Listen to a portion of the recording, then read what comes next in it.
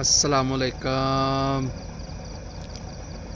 लखां करोड़ां दरूदो सलाम हज़रत मुहम्मद मुस्तफ़ा सल्लल्लाहु अलैहि वसल्लम दी ज़ाते पाक ते जेड़े वजह तहलीके कायनात ने।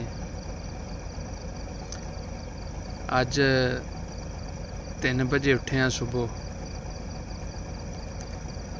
ते ऑन मौके ते आ गए हैं। तकरीबन 5 साढ़े 5 होने लगे ने। अज जदों मैं सुबह उठिया तो मेरे दिल च एक ख्याल आया है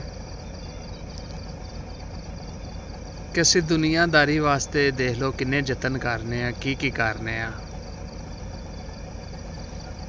अपने सीनियर दे डर तो, अपने कंपनी दे डर तो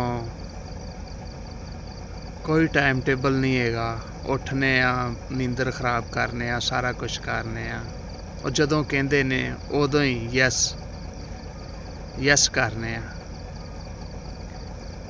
अज मेरे दिल च ख्याल आया कि यार कदी अल्लाह दी रज़ा वास्ते असी कदी फजर दे टाइम नहीं उठे।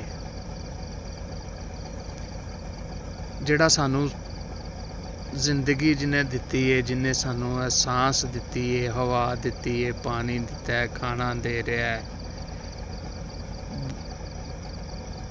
यानी कि हर चीज़। ते मैं बड़ा इस चीज़ ते गौर किया है कि यार कि जिन्ना असी इन्हां तो डरने आ या इन्हां तो या अपने लालच वास्ते उठने आ, तो जिहड़ा सब नूं दे रहा है असी उहदे वास्ते कदी भी नहीं उठे। ते अज इरादा किया कि इंशाअल्लाह ताला हक बनदा है कि जिहड़ा हर लम्हे गज़ा दे रहा है, कदी हवा की सूरत च, पानी की सूरत च, खुराक की सूरत च, जिहड़ा लायक है इस कि उहदे वास्ते उठिया जाए, तो उहदे वास्ते इंशाअल्लाह ताला असी उठांगे। तो मैं अपने दोस्तों नूं भी कहांगा कि तुसीं भी इस गल ते अमल करो।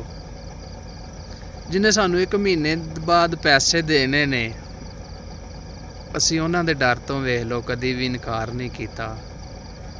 तो जिहड़ा सानू सारा कुछ दे रहा सानू उहदा डर ही नहीं आ रहा। लिहाजा इंशाअल्लाह ताला मैं भी कोशिश करना तो तुसीं भी